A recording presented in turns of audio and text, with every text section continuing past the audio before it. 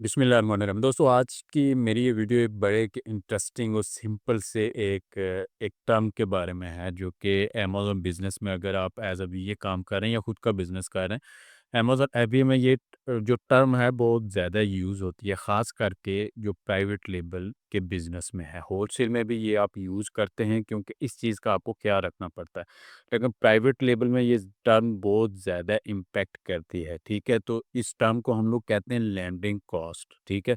तो मैं आज की वीडियो में डिटेल के साथ आपको बताऊँगा कि बेसिकली ये लैंडिंग कॉस्ट है क्या और इसका क्या मतलब है, क्या इम्पोर्टेंस है इसकी और इसको आप कैसे कैलकुलेट करते हैं, ठीक है? तो ये तमाम चीज़ें डिटेल के साथ इंशाल्लाह इस वीडियो को देखने के बाद ये लैंडिंग कॉस्ट का आपका जो कॉन्सेप्ट है वो क्लियर हो जाएगा। तो वीडियो को आपने कंप्लीट देखना है ताकि इस हवाले से आपके कॉन्सेप्ट्स क्लियर हो सकें। वीडियो की तरफ चलने से पहले अगर आप लोगों ने चैनल को सब्सक्राइब नहीं किया तो ज़रूर सब्सक्राइब कर लें ताकि आने वाली मज़ीद वीडियोज़ भी आपको मिलती रहे। और इससे पहले भी हम लोग अमेज़न के हवाले से अमेज़न टूल्स के हवाले से बहुत सारी वीडियोज़ कोर्सेज़ अपलोड कर चुके हैं, वो भी आप लोग ज़रूर देखिएगा। तो वीडियो की तरफ चलते हैं। तो अमेज़न पे जब आप बिज़नेस करने का सोचते हैं, ठीक है? तो आप क्या करते हैं, आप चाहे आप प्राइवेट लेबल कर रहे हैं, चाहे आप होलसेल कर रहे हैं। तो सबसे पहला काम आपका प्रोडक्ट रिसर्च का होता है। आप डिपेंड करता है आपका क्राइटेरिया क्या है, आपकी रिक्वायरमेंट क्या है, आपका बजट क्या है, वो अलग एक टॉपिक है, ठीक है? तो आपने एक प्रोडक्ट सिलेक्ट कर ली कि ठीक है, मैंने ये वाली प्रोडक्ट सेल करनी है। मिसाल के तौर पे यहाँ पे मैं एक कोई प्रोडक्ट सर्च कर लेता हूँ ताकि आपको ईज़िली यहाँ से मैं चीज़ को समझा सकूँ। मिसाल के तौर पे ये एक साइकिल है, ठीक है? एक स्कूटी है जो कि अ, अमेज़न पे सेल हो रही है। मेरी प्रोडक्ट ये है, मैंने ऐसी एक स्कूटी सेल करनी है, ठीक है? चाहे मैं होलसेल कार हूँ, चाहे मैं प्राइवेट लेबल कार हूँ, ठीक है? मेरा माइंड बन गया है कि मैंने ये चीज़ सेल करनी है, ठीक है? अब मैंने अमेज़न पे आके चेक किया कि ये कितने की सेल हो रही है, ठीक है? ये कितने की सेल हो रही है। अब यहाँ पे $39.99 की सेल हो रही है। यही आप यूके में देखेंगे तो वहाँ पौंड्स में आपको प्राइस मिलेगी, सऊदी अरेबिया में देखेंगे तो सऊदी रियाल में मिलेगी, यूएई में देखेंगे तो दिरहम में आपको प्राइस मिलेगी। तो प्राइस ये है, इस प्राइस को हम लोग कहते हैं सेलिंग प्राइस, ठीक है?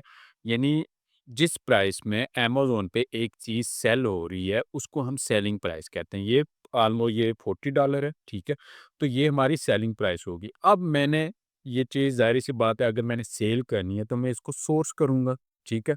सोर्स चाहे अगर मैं प्राइवेट लेबल का हूँ, मैं चाइना से अलीबाबा से इसको सोर्स कर रहा हूँ, ठीक है? अगर मैं किसी डिस्ट्रीब्यूटर से ले रहा हूँ, होलसेल कर रहा हूँ, तो मैं किसी डिस्ट्रीब्यूटर से लूँगा, ठीक है? तो वहाँ पे अब हमारी चीज़ शुरू होती है कि हमने चेक करना है लैंडिंग कॉस्ट, ठीक है? वो इम्पैक्ट करती है बहुत ज़्यादा क्योंकि अगर आपने लैंडिंग कॉस्ट अपनी कैलकुलेट नहीं की, तो आपका ये बिज़नेस सक्सेसफुल नहीं हो सकता, चाहे कोई भी आप कर रहे हो, ठीक है? तो लैंडिंग कॉस्ट बेसिकली होती क्या है? ये आसान से अल्फाज में मैं आपको बता देता हूँ कि सोर्सिंग के टाइम एक प्रोडक्ट को खरीदने से लेके अमेज़न के वेयर हाउस तक बेचने तक, ठीक है?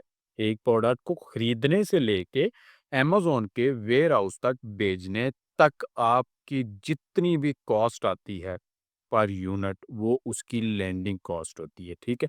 टोटल अखराजात, ठीक है? उसमें काफ़ी सारी चीज़ें आ जाती हैं, सब की सब अगर पर यूनिट आपको यानी एक चीज़ जिसमें काफ़ी सारे यहाँ पे चार्जेज़ आ जाते हैं, वो भी मैं आपको बताऊँगा। वो सारे जमा करने के बाद अगर मुझे ये चीज़ अमेज़न के वेयरहाउस में बेचते-बेचते मुझे ये पड़ती है तकरीबन $15 की, ठीक है? तो वो $15 मेरी लैंडिंग कॉस्ट होगी, ठीक है?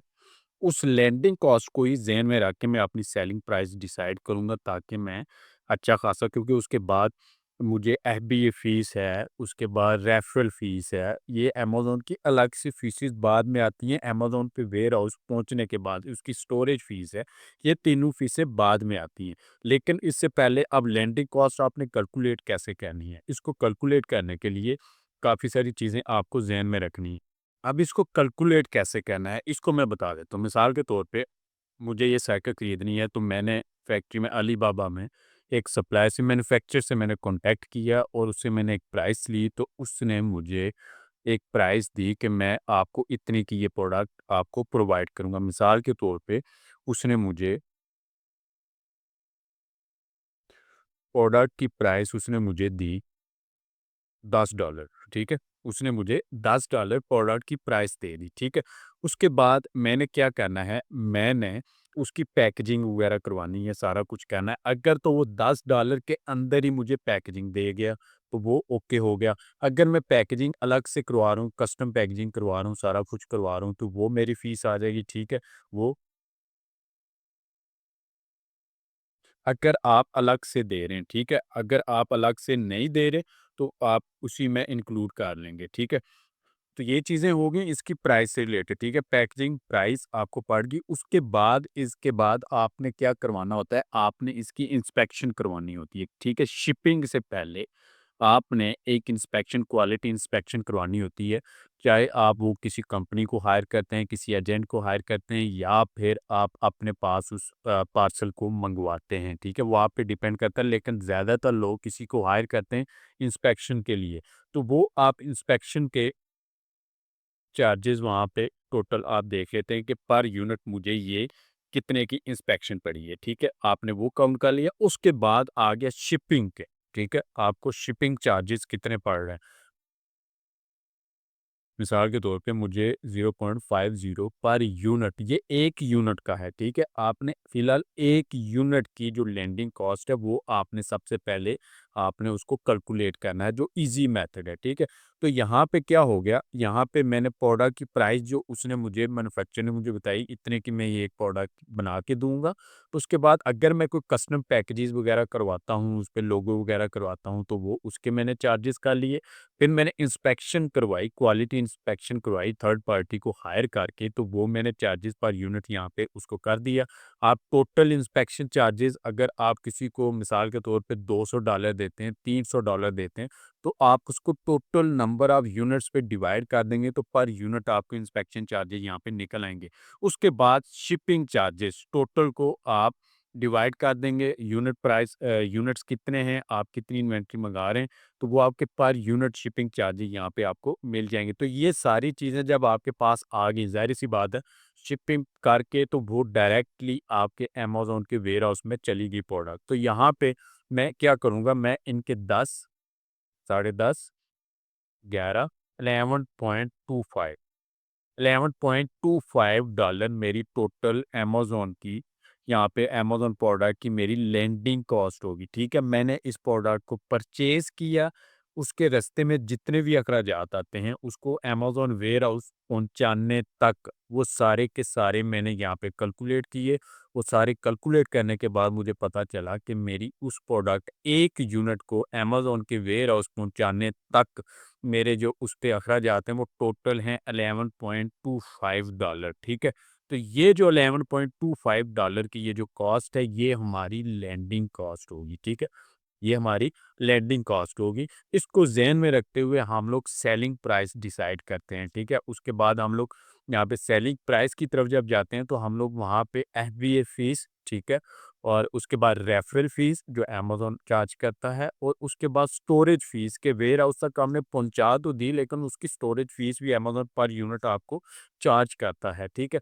तो वो सारी फ़ीसेस वहाँ पे जमा होंगी और फिर आप उसको कैलकुलेट करके सारी फीसेस को इसमें जमा करेंगे, तो हाँ भाई, मुझे टोटल इस यूनिट पे, 1 यूनिट पे इतने अखराजात आ रहे हैं। मिसाल के तौर पे उन फीसेस को जमा करके यहाँ पे $19 मेरे बन गए कि $19 मेरे अखराजात आ रहे हैं। तो मैं $19 को अखराजात को ज़हन में रखते हुए यहाँ पे अगर ये प्रोडक्ट 39 $40 की है, तो मैं यहाँ पे 35 में भी उसको सेल कर सकता हूँ, 37 में भी सेल कर सकता हूँ, ठीक है? तो ये लैंडिंग कॉस्ट बहुत ही इम्पोर्टेंट है आपके लिए कि अगर आपने किसी भी प्रोडक्ट को सेल करने से पहले, ठीक है? किसी भी प्रोडक्ट को सेल करने से पहले उसकी लैंडिंग कॉस्ट लाज़मी कैलकुलेट की जाती है, ताकि आपको पता चले कि ये मुझे आया कि प्रॉफ़िट दे भी कि नहीं देगी, ठीक है? आपको ये आइडिया हो जाएगा। ऐसा नहीं है कि आपको इन्वेंट्री वहाँ से परचेज़ कर लें और उसको वेयरहाउस में बेच के, तो वहाँ पे सेलिंग प्राइस 40 है, आपके अखराजात ही 41, 42 जाके डॉलर आ रहे हैं या $55 आ रहे हैं। तो ये ऐसा बिल्कुल भी नहीं है। सबसे पहले आपने इसकी जो प्रोडक्ट कितनी कॉस्ट में आपको मिल रही है, उसके शिपिंग चार्जेज़ कितने हैं, उसकी कस्टम पैकेजेज़ अगर आप करवाते हैं वो, इंस्पेक्शन करवाते हैं वो, ये सारे चार्जेज़ आपने कैलकुलेट करके टोटल पर यूनिट आपको कितना पड़ रहा है, ठीक है? उसके बाद आप उस प्रोडक्ट के साथ जाएँगे और उसको सेल करेंगे। चाहे आप होलसेल बिज़नेस में कर रहे हैं, चाहे प्राइवेट लेवल बिज़नेस में कर रहे हैं, लैंडिंग कॉस्ट का आपके पास होना बहुत ज़रूरी है। इसके बगैर आप काम नहीं कर सकते। तो उम्मीद है कि इस हवाले से आपके कॉन्सेप्ट्स क्लियर हो गए होंगे। मज़ीद कोई भी क्वेश्चन आपके ज़हन में आता है, कमेंट करके मुझसे पूछ सकते हैं और अगर आपको वीडियो पसंद है, वीडियो को लाइक करें, चैनल को सब्सक्राइब करें, अपने दोस्तों से भी इसको ज़रूर शेयर करें।